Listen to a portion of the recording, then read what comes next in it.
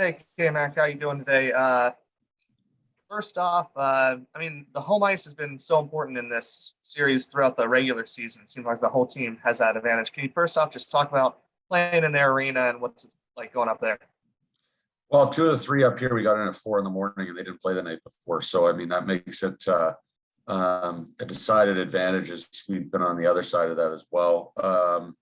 It's funny. I think obviously the only stat that matters is goals, but I think we've actually played better the majority of the time in Portland than we have at home. It's just we've lost the games. So I think there's a lot of positives to take. Even last 2 weeks ago, I believe we the analytics we use had the chances at like 26-12 or something in our favor. The game we lost 6-2. So I mean, sometimes games like that happen. Like I said, we played really well in January, lost 2-1, where we gave up 1-1 game and Usti misplays one with 4 minutes to go when we're on a power play, and that ends up being the game winner to lose 2-1. So I mean, they're probably saying the same thing about the games in Reading with regards to how they've played. I think they've played pretty well and probably deserved a better fate on a couple of occasions when they've been in our building. So I think it's just a kind of a, I don't know if coincidence or how you want to say it, but I think it's a stat that stands out, but it's not necessarily indicative of how the games have really gone both ways. I know you guys had to travel in this kind of period, but how do you kind of approach the time off between games 2 and 3? Because I mean, throughout the regular season, you don't really have kind of a layoff like that in the second half, especially. Yeah, I mean, we guys didn't go anywhere near the rink Saturday, Sunday, to be honest. I know they went to a baseball game Saturday night, the Fightin' Phils game, and there was the Beer and Pretzel Fest in West Reading. They were down there for a little bit, like just honestly, like, and I think everybody needed a mental break. Like we had end of February at 7 games and 9 nights, middle of March, we've got 8 games and 10 nights, like 9 games and 12 really.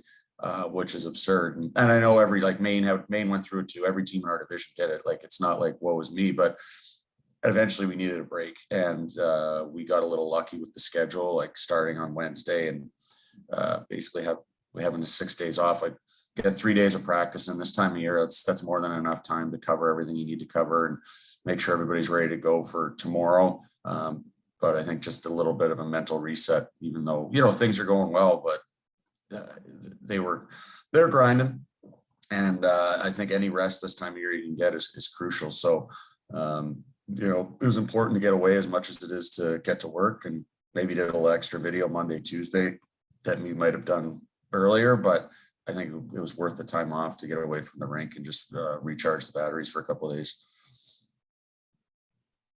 Kirk, sorry, Sam. I didn't mean to. Kirk, I wanted to ask you about, I know from game 1, you talked about making the adjustments to play the possession, board winning, et cetera, hockey that we played all season and not kind of hugging each other and not actually going for the fights. Can you talk about how much you like those adjustments to get the 3-0 shutout and how pivotal that style of play is going forward in this series while up in Portland, Maine? Yeah, I think the volume or the temperature cooled down a bit after game 1, both sides. And, our division, like, there's no really stupidity after the whistle by and large throughout the whole season with any team. So I think that's a little bit of a byproduct of everybody's amped up because it's the playoffs and excited. And then I'm sure their coaching staff said the same thing to them after game 1. Like, we don't necessarily need to be doing this after the whistle every single time. Like, I laugh, like James laughs, like every time the game's over, I come in and be like, oh, we made good time. It's only 9:10. The game's over. And like the game was over by it was like 9:30, 9:45. The game ended in regulation on Wednesday because there were so many scrums after the whistle. And it's like, it's not accomplishing anything. And, again, the guys settled in. We talked about it, but it wasn't like we got to go freak out about it. But at the same time, I think they understood. And, both ways, it was a lot crisper game. I think, like, emotions are going to get high in the playoffs and it's going to get physical, and it's definitely more physical, but like, again, I say this, I watch the NHL playoffs and the face washing and stuff, like, it's all pretend, unless you're going to, old school style, like 2004, and Vinny LeCavalier and Jerome McGinley, the two best players on their team, are going to stand up and square off, face off, then let's not waste each other's time and go play hockey. Like, that's my mindset on it. And, you know, you can call me a dinosaur, but like, let's play hockey. And if you get mad and you want to fight, but let's not pretend that we're all tough here between the whistles when the linesmen are trying to break it up. So, yeah, and I thought Saturday's game was great. Like, you know, Maine played well. Like, it was a good hockey game, and we got a couple extra saves, and that's the story of it. But I think, you know, a couple of people even said, like, getting up and down the ice, like, in the second period, I don't think there was whistles for like very extended periods of time. So, you know, I think as usually the first game in a playoff series, you see that more, you know, and as it settles in, like, yeah, you might have a Donnybrook here or there if guys really start to hate each other, but I don't think we need to have a pushing contest every time there's a whistle either. Thanks for your time today, Coach. What do you think is the biggest thing your team needs to improve upon from the first two games of the series into games 3 and 4 here? Yeah, I mean, I think we got away from defending the way we want to Saturday. We got running around a little bit in the second period, as you can see from the shot totals. That being said, I still think we did a pretty good job with it. You know, we could, you know, a few more second chance scoring opportunities. I think we can get to the net a little bit better, but you know, we had the chances in our favor. I just think, like, you know, special teams has been great, but I just think 5-on-5 we can create a little bit more. I don't think our puck support's been great over the ice. Like, we're kind of skating away from the puck carrier instead of skating to them to create options. So I would say that's probably the biggest one for me is just we can create some more puck support, you know, options, skating into pucks, where we have opportunities in the neutral zone to skate instead of having one guy on an island and four guys waiting for a puck. Like, it should be one guy on an island and four guys creating creating space, creating options for the puck carrier to make a play. And I think we got away from that a little bit on Saturday night, and something we worked on throughout the week. And you got Garrett McFadden. He came down from Lehigh Valley. How significant is that, and what do you expect him to bring to the ice? Yeah, no, Fad's back is huge. Obviously, you know, great player, skates well. I think, you know, before he left, he was arguably our best penalty killer on D. Moves the puck well. He's great offensively. Like, you know, we got the luxury right now of a lot of D men who can step in and run a power play. Like, I would argue we've got 5 guys that should be number 1 PP guys. Like, Dominic Cormier is not playing PP, and he had 16 goals from the blue line. And we don't have Fad starting on the PP here now. And just, you know, obviously Millie, Patty McNally and Cockrell have done a great job, and they're going to stay. But those 2 guys as well. Always Cecile has been great, but Fads does everything well. Like, really detailed, great teammate. You know, he deserved the opportunity he got in the American League. Hopefully he did enough to earn himself a contract next year and get more time in Lehigh, because I know I watched some of his clips and I thought he was great. You know, the way he played, he was on his toes. So hopefully that translates back with us. And we're excited to have him, you know, big addition for us on the blue line. And, you know, he's going to play a lot. Kirk, something I noticed up in the booth with Eric last game was quickness of getting to Maine's, especially first line with LaBerge and Masters. Obviously, I guess you could call it their attack, most skilled line.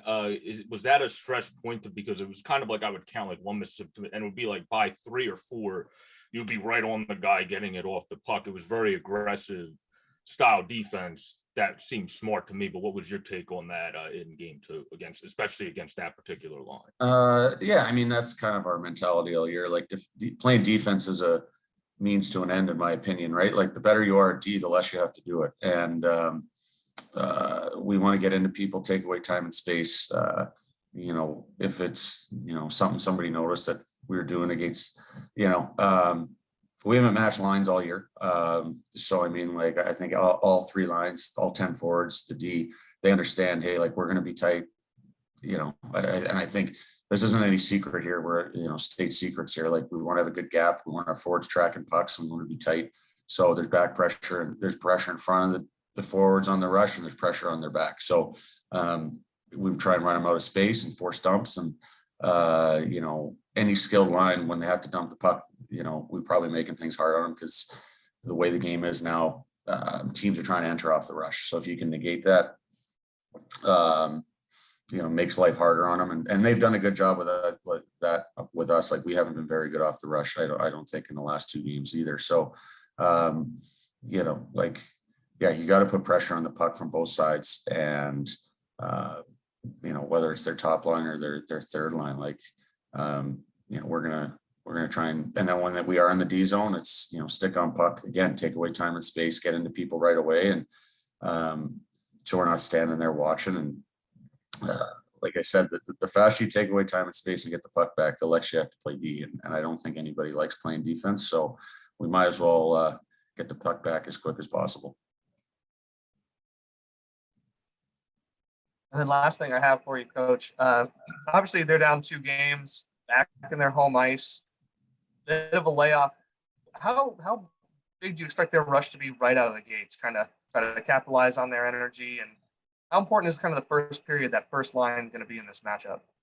Yeah, for sure. I mean, they're desperate, right? Like, it's definitely tough to come back 3-0 down, and especially, you're looking at the travel, and all of a sudden it's like, okay, after Saturday, you got to come back potentially in 8 hours home and to play in Reading twice, right? So, like, they know what's at stake for them. And I think on the other side, we do too. Like, I think we got to expect them to come with their best push of the series thus far. And you saw it in Trois-Rivières last night. Like, TR found a way to get one late and win, which again, like, that goes the other way. It's 3-0 this morning, and Newfoundland's, I mean, it's over.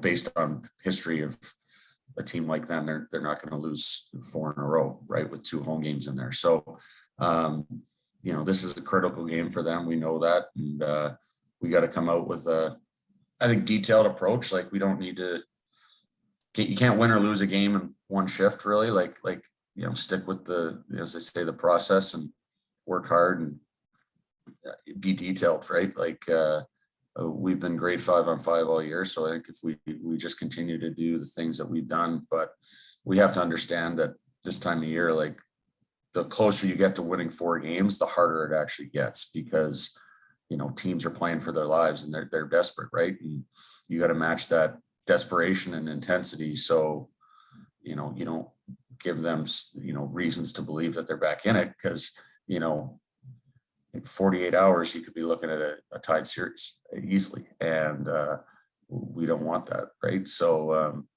we got to be ready for that intensity, and we know they're coming, and we'll be prepared.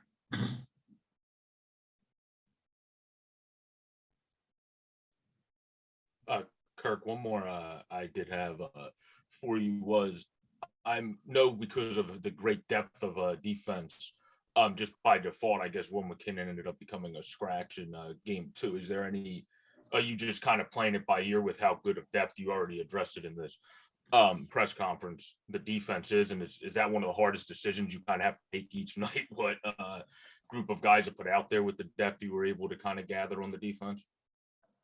Yeah, I mean, we got 6, 7, 8 guys that all could be in the lineup.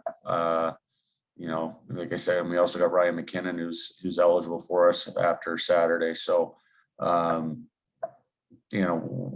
put the best 6 guys we think that can help us, and it may change night to night, but